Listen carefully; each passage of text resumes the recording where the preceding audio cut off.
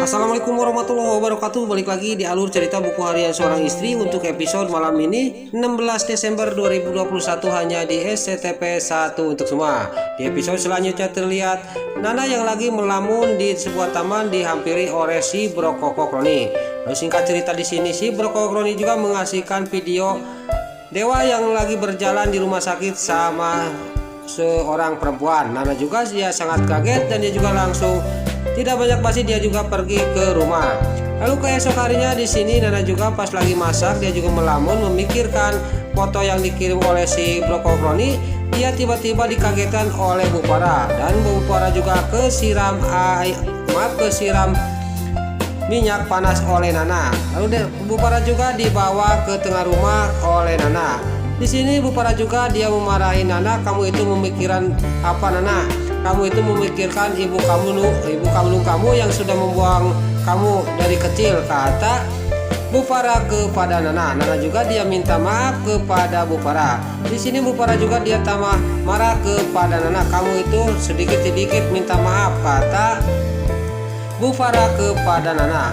Pas lagi Bu Farah memarahi Nana, tiba-tiba datanglah Dewa. Dewa juga dia menghampiri Bu Farah dan Dewa juga ngomong kepada Bu Farah, "Ada apa lagi mah? Pagi-pagi sudah ngocehin Nana," kata Dewa sambil ngomong kepada Bu Farah dan mengambil Nana dari tempat duduknya. Tiba-tiba Nana juga pas mau dipeluk oleh Dewa, dia terus-terusan dia mendorong Dewa.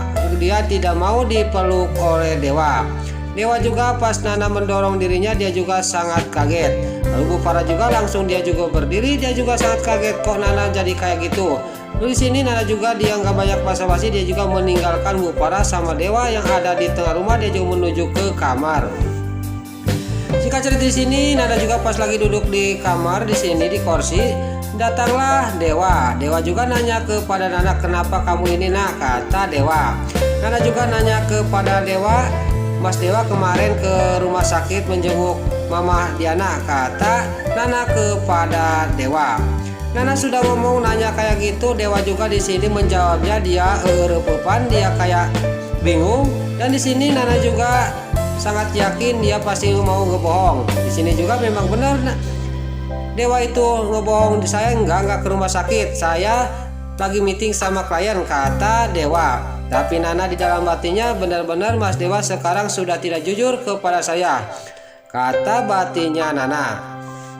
Lalu di sisi lain di rumahnya Tante Merlin kedatangan orang yang mau promo dan membacakan kuis.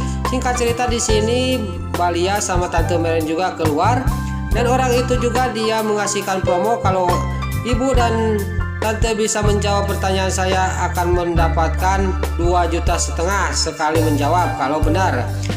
Dan kalau bisa ini 3 kali penjawaban, kata orang itu. Singkat cerita Tante Merlin juga bisa menjawab 3 pertanyaan dan dia juga mendapatkan 10 juta.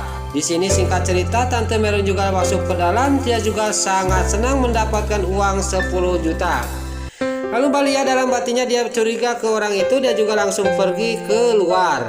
Pas dia keluar dia melihat Pak Fajar yang membayar orang yang suruhan dia untuk mengasihkan kuis kepada Tante Merlin.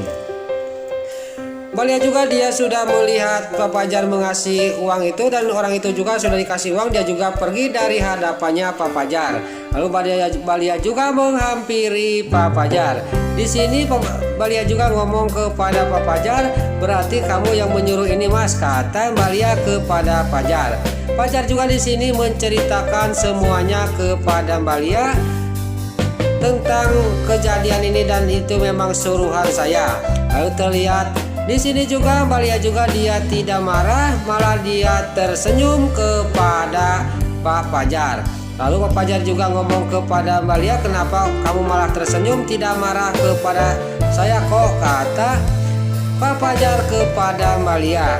Pak Fajar sudah ngomong kayak gitu kepada Balia. Balia juga dia menjawab, "Saya enggak marah, saya sangat terharu kepada kamu, Mas," kata Balia. "Saya berterima kasih kepada Mas Fajar karena Mas Fajar sudah perhatian kepada Tante Merlin," sambil dia juga mengambil tangannya Pak Fajar. Singkat cerita di sini Pak Fajar juga dibawa ke rumahnya Tante Merlin. Lalu di sisi lain di rumahnya Dewa Buana, di sini Nana masih kepikiran dengan bekas lipstik di jasnya Dewa. Di sini juga dia mengambil buku hariannya dan menulis buku hariannya di buku hariannya. Lalu keesok harinya di sini Dewa di sini dia akan mencari sesuatu, melihat CCTV yang dipasang oleh si Keet Gelvin. Lalu dia juga melihat ke sebuah lampu yang ada di atas, memang benar dia memasang CCTV. Lalu di sini juga Dewa juga akan menjebak si Keet Gelvin. Pas dia di sini dia juga kepikiran sama Pak Jos. Dia juga langsung pura-pura dia mengambil HP dan langsung menelepon Pak Jos. Padahal dia itu tidak menelepon Pak Jos, cuman dia mau menjebak si Keet Gelvin sama si Alia Seattle dan si Nurul Tunjung bahwa dia lagi bisnis emas sama Pak Jos. Di sini si Keet Gelvin dan si Alia Seattle juga dia akan menjegat mobil yang membawa emas itu. Di sini juga si Keet Gelvin dan si Alia Seattle kita pasti akan berhasil, kata si Keet Gelvin kepada si Alia Seattle. Lalu di sisi lain Dewa juga dia ngomong sendiri dalam batin, saya akan mengasih pelajaran kepada dirinya bahwa padahal saya tidak menelepon Pak Jos, kata batinnya Dewa. Lalu pas dia udah pura-pura nelepon ke Pak Jos, dia tersenyum sendiri. Di sisi lain Nana yang melihatin Dewa yang senyum-senyum, dia juga tamat curiga. Mas Dewa sudah teleponan sama siapa? Senyum-senyum sendiri, kata batinnya Nana. Lalu Nana juga menghampiri Dewa. Di sini Nana juga ngomong kepada Dewa, saya mau pergi ke rumah sakit mas, saya mau menjenguk Mama Diana, kata Nana kepada Dewa. Pas Nana lagi ngomong kayak gitu, tiba-tiba ada yang menelepon. Yang menelepon itu tiada lain adalah Mirna yang mau mendonorkan ginjalnya untuk Bu Diana. Di sini Nana juga ngomong, kenapa mas tidak diangkat, kata Nana kepada Dewa. Ya udah kamu kalau mau menjenguk mama kamu silahkan, kata Dewa kepada Nana. Singkat cerita Nana juga dia pergi ke rumah sakit dan sudah Nana pergi Dewa juga mengangkat telepon dari Mirna. Lalu Dewa juga ngomong, ada apa Mirna, kata Dewa kepada Mirna. Mirna juga mengatakan semuanya kepada Dewa, saya ingin ketemuan sama Pak Dewa di taman seperti biasa, ada yang mau dibicarakan, kata Mirna kepada Dewa. Singkat cerita Dewa juga menjemput Mirna yang ada di taman. Pas di mobil di sini Dewa juga sama Mirna mau menuju ke rumah sakit. Mirna juga ngomong kepada Dewa, sebelum saya mengasihkan ginjal saya ada satu syarat lagi, kata Mbak Mirna ini, saya minta rumah tinggal yang layak, kata Mirna kepada Dewa, karena saya sama adik saya sudah tidak punya apa-apa, kata Mirna kepada Dewa.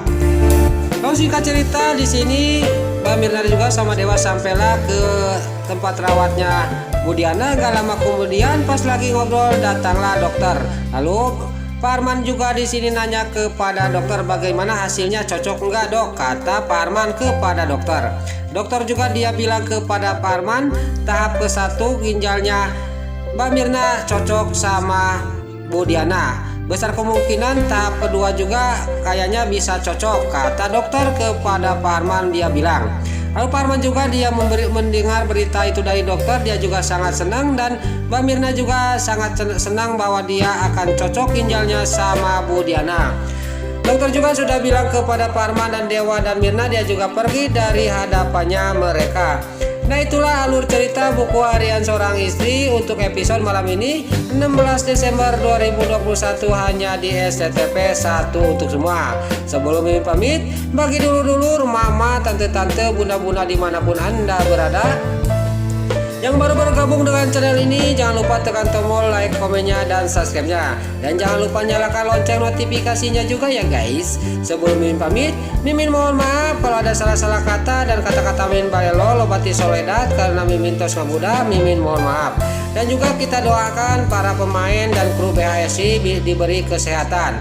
Dan juga sinetron buku harian seorang istri semoga bertengger di rating nomor 1. Amin. Sekarang Mimin pamit. Wassalamualaikum warahmatullahi wabarakatuh. Salam sehat selalu dimanapun Anda berada. Terima kasih.